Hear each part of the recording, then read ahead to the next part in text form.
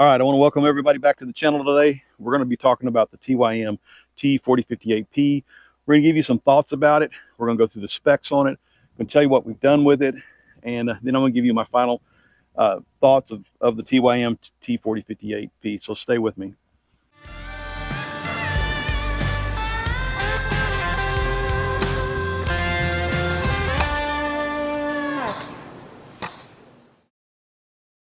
All right, I'm going to have my handy dandy notes today because I can't remember every single detail. Just FYI, this tractor, the TYM T4058, is not as a heavy tractor as the LS is, so it's a little lighter tractor. The tractor itself weighs 4,951 pounds. With the loader on it, the loader adds another 1,300 pounds to this tractor. Therefore, this tractor weighs 6,251. That's 6,251 pounds. And that's with the loader tractor. Now, I do have ballast in the tires, and so there's water in these back tires, so that adds some more weight to it. I don't know exactly what the number is, but we're going to say that it's probably, just say, another 1,000 pounds to the tractor. So we're pushing around 7,200 pounds on this tractor, somewhere in that neighborhood. So when I throw this on a trailer, it's not that big a deal. It's not that heavy. That tractor over there weighs, that LS over there weighs a lot more than that without the ballast in it. Let's talk about specs on this TYM.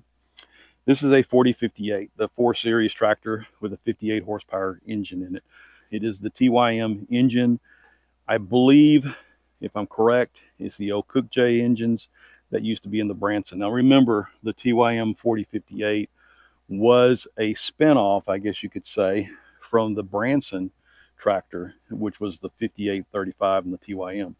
And we have a video on the 5835, so some of the specs are going to sound a lot alike, and that's because this tractor is basically the same tractor.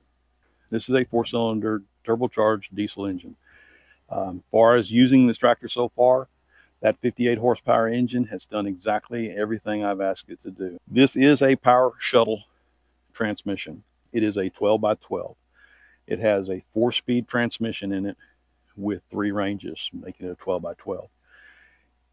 Most of that has been great for me. I have very little complaints, except for I do sometimes wish it had a gear in between some of the gears, but it's fine. We've been able to deal with that without any issues. We've used this tractor to rake hay, and sometimes I want to be in between different gears, but it doesn't really matter. It does fine. It's just I kind of wish it was a 16x16 or something like that. But as far as the 12x12 transmission, awesome. And that D-clutch button, that is a game changer on any tractor. So I have a D-clutch button on the transmission, so I can shift from 1, 2, 3, 4. While I'm in one of the ranges, you have to stop to shift ranges. You can shift from what they have is A, B, C in a neutral position. And the A being your lowest range, which is very slow. It's almost like a creeper gear, but it's not quite. And then your highest gear being the C. Now this thing will run down the road around 20 miles an hour. As far as the PTO on this tractor, it is a 540 PTO. Now, at the PTO, this does deliver 48 horsepower to the PTO. All right, before we get to the back of the tractor, I'm just going to point out that the fuel tank is sitting right here. The fuel tank itself is 15.3 gallons. I do kind of wish it had a larger fuel tank on it, but this tractor seems to sip the fuel, so it has done pretty well as far as fuel mileage goes. Let's move a little further back. As we go back, we're going to do a complaint real quick about the steps. The steps are 2 steps, but the problem is on the second step, when you step into the tractor, your foot hits this fuel tank, and therefore you're just barely getting onto this step to get into the tractor. I do wish that that was inserted a little bit so that you can get up on the step with the full foot on that step. So one of the things I do like about the TYM, but I think I would like it better if they did not use electronic up and down on the 3-point. My LS has a lever. I like the lever better only because I'm not depending on some electronic system to move that 3-point up and down when I'm hooking up an implement. Now, I truly believe that any tractors that are being built today, especially today, that do not have this on the outside, you're missing out. You really need to have this on the outside. It makes a world of difference because I hook a lot of 3-point tools up or 3-point implements up by myself, and being able to adjust that 3-point from the outside of the tractor, That is a huge thing to me. All right, let's get into some specs back here. This tractor comes standard with 3 remotes. Those 3 remotes have a hydraulic flow at the implement pump of 11.4 gallons per minute. The steering pump on this tractor is 5.3 gallons per minute. That gives it a total flow of 16.5 gallons per minute. So it has a really decent flow for this size of tractor. It's 16 gallons per minute is a pretty decent flow for a tractor this size. One of the things that I do like also is they use the exterior cylinders on this tractor. It seems like this is becoming more popular on the smaller compactor or more compact tractors. I like that exterior cylinder. Let's get over to talk about the 3-point hitch. Let's talk about the capacity on this 3-point hitch. So the lift capacity of this tractor at the 3-point hitch down here right at the ball is 4,409 pounds. Now, most people know that there's a 24-inch measurement that comes back here, and this is the measurement that a lot of times we're looking for. How much can this 3-point hitch lift out here? And this tractor lifts 3,748 pounds. That's 24 inches back from this location. Final detail on the 3-point hitch. It is a category 2. And so it is not, they don't have the balls in them that you can flip over to category 1. It's a category 2 hitch. This hitch is, it's heavy duty. So that's something to keep in mind if you're looking for a compact tractor with category 1 implements. This is not. This is a category 2 hitch. One of the other features that you've heard me gripe 100 times about is the stabilizer. This tractor's been used recently, so it's got a lot of hay in it right now. But the 3-point stabilizers. This has a pin style. It's not the screw style, so I don't have to fool with trying to screw this thing into a position. I pull a pin, get it to where I want it to, and drop the pin back in. I like that feature. I like it better than the screw style. Some people might like the screw style better. I personally prefer this pin style stabilizers on these tractors. They didn't skimp on the drawbar on this tractor. This tractor has a thick, nice thick drawbar on it. This drawbar is thick. It's heavy duty. They did not skimp. Even their supports that come down and hold that drawbar in place. None of this is skimped on. So they did a very good job when it comes down to the drawbar. We have not put anything super heavy on the back of this tractor. The heaviest thing that we've put on the back of this tractor so far has been this hay rake right here. The tractor had no problem handling this hay rake. And so therefore, that was one of the other purposes for having this tractor, is to be able to hook this hay rake up to it and go. This tractor's handled this hay rake absolutely phenomenal. So some of the things we did discuss whenever we were looking at the tractor was tire options. This tractor came with R4s on it, which was fine for me. R1s would have been okay, but these are thicker tires, more heavy duty. And I settled for the R4s because the R14 tires are not an option on this TYM tractor. All right, we're going to talk about the loader real quick. The loader on this tractor, like I said before, weighs about 1,300 pounds. At its max height at the pin, this loader will lift 117.5 inches. And at that max height, this loader lifts 3,437 pounds. It has a breakout force of 4,742 pounds. That's from when it's on the ground and you go to lift, it has that pressure that is there for that breakout force. Let's talk about some of the things that I like and some of the things that I don't like. So most everything that I don't like about this tractor is in the cab, but let's talk about a couple of things here real quick. Their manual is just plain horrible. That's just all there is to it. There's a lot of misprints in it, a lot of things that are repeated for no reason, and that's a problem that I have. But as I was going through the book and trying to learn about this tractor, that is one of the gripes that I'm go ahead and tell you right now that I do not like about this tractor. I do wish it had a self-leveling loader on it. I got used to that. Never had a self-leveling loader before, but with the LS here, I got used to the self-leveling loader, and it's something that I do like, and I kind of wish this had a self-leveling loader. It's not a game changer. I'm not unhappy that I bought this tractor because of that. I just wish it had a self-leveling loader on it. Another feature that I do kind of miss because this tractor doesn't have it is the air ride seat. Now, this is not a game changer that, you know, I'm not going to buy a tractor because it doesn't have an air ride seat in it. But I got spoiled with the air ride seat in the LS, and I really like the air ride seat. I would like for this tractor to have an air ride seat in it. Another thing, this is a feature that I'm very happy with, that it has the 3 remotes, but these handles, it's hot out here right now, and you can see how these handles are made out of a rubber type stuff, and they just bend, and I don't like that feel. I like a solid handle, and I do not like that at all. This is, in my opinion, this is cheap.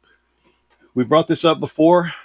One of the things I do really like is having a declutch button. In any tractor that I'm in nowadays, I want the declutch button, and I'm very happy to have this declutch button on this tractor. Loader stick. This integrated third function. TYM went ahead and installed this handle with the buttons for the third function, and it's a true third function. This is a plus for TYM. This is a great thing to have. I really don't have any other gripes about anything else in this tractor when it comes down to the functionality of the buttons and so forth. It does use a different style of regen than what I'm used to on the LS. The LS will automatically regen. This one will give you a light to regen, and then you're supposed to push this button. Obviously, we have not regened yet, but you're supposed to stop, push this button, and that will start the regen cycle. Some of these other controls that are all in this area, I may never use, just be honest with you. I don't do a lot of tilling or anything like that in some of these buttons and switches, or for some of that kind of stuff. I do like the position control on this tractor. I like the way they've designed it. Even though it's electronic, I still like the way they did the position control. I like having this automatic position control buttons here. That's a good feature. I like that on the LS as well. The LS uses a little bit different system, but still, I like having that. And then your draft control and your lowering function here on how fast the 3-point lowers, all that's fine. It is all electronically done, but it still works really well. Probably my biggest complaint about this tractor is the throttle control. One, it's way down low when you're sitting in the seat. It is just way down here. And number 2, I'm used to pushing forward to throttle up and pulling back to throttle down. This one's quite the opposite. You pull back to throttle up and you push forward to throttle down. I do not like that. It's just aggravating for me. I've done it, I don't know how many times, where I've throttled up and we'll go to throttle up and I'm pushing this forward, and instead I'm throttling down. So that's a feature I don't like. The height of the roof in the cab.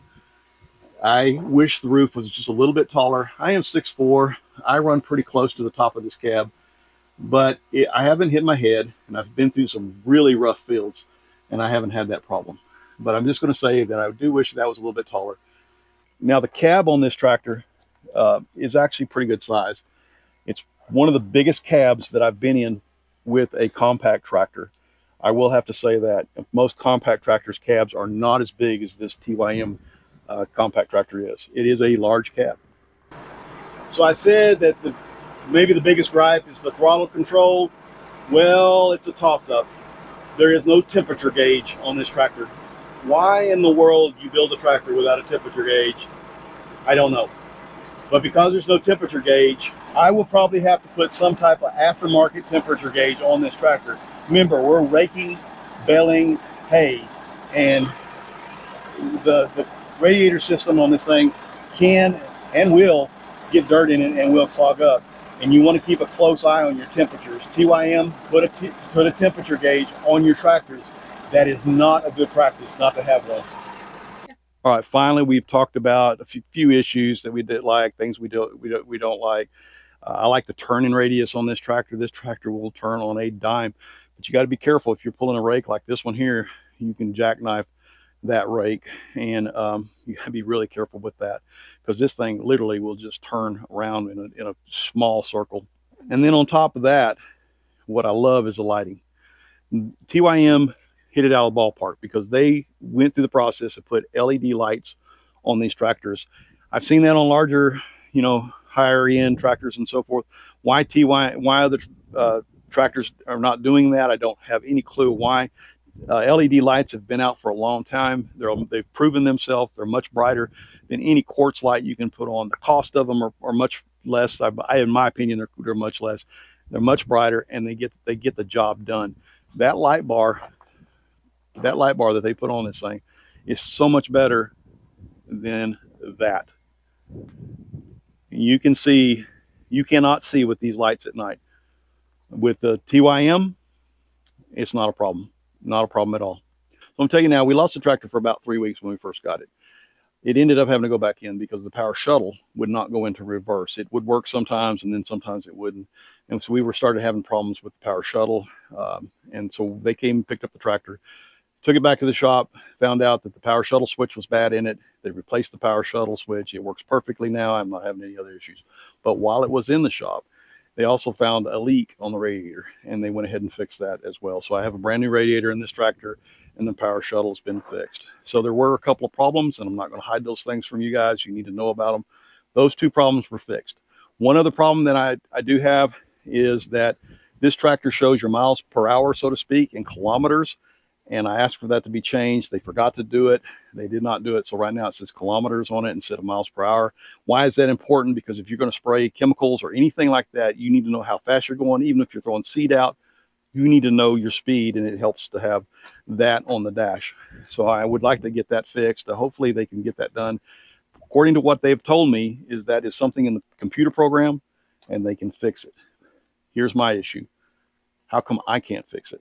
You know, I can't find a way anywhere in the book or anything that tells me how to adjust kilometers to miles per hour. As we close down here, none of this is a complaint against the TYM tractor. The TYM tractor has been a great tractor. It's got lots of power. Loader lifts good. We've used this to load hay with, and we've loaded several bales with this. No issues whatsoever. I mean, it handles the bales just fine. These were we've loaded both 5x5s, and we've loaded 4x5s, and it handles all of it just fine. Bales are somewhere between 1,000 and up. Okay, they're somewhere in there, but again, it handles it fine. We pushed it onto those trailers. It handled it fine. No problems whatsoever. It just gets the job done. It handles that big rake back there without any issues. It doesn't even know it's hardly back there. No problems. Anything I've done with it so far, the tractor has performed very well. It doesn't have a huge amount of hours on it, but I'm gonna be honest with you, it won't be long and we're gonna have 40 hours on this tractor already. So that tells you how much we've already used it in the short time we've had it. And so I can give you some small amount of update on how this tractor is performing. And so far, it's good. So finally, the last thing, one of the things we're going to talk about real quick today on this video is my two new friends. Okay, so this is one of the reasons our videos have slowed way down, is because I am now attached to these two items here. And I will be for the next minimum of the next 2 months, and that's because I have to have surgery in October. Once the surgery is done, I should lose these and things kind of go back to normal. I ask our subscribers to be patient with us as we try to get some video out here and there, but it's going to be a little bit longer in between our videos. We appreciate it again that you guys have been tuning in. Until next time, though, thanks.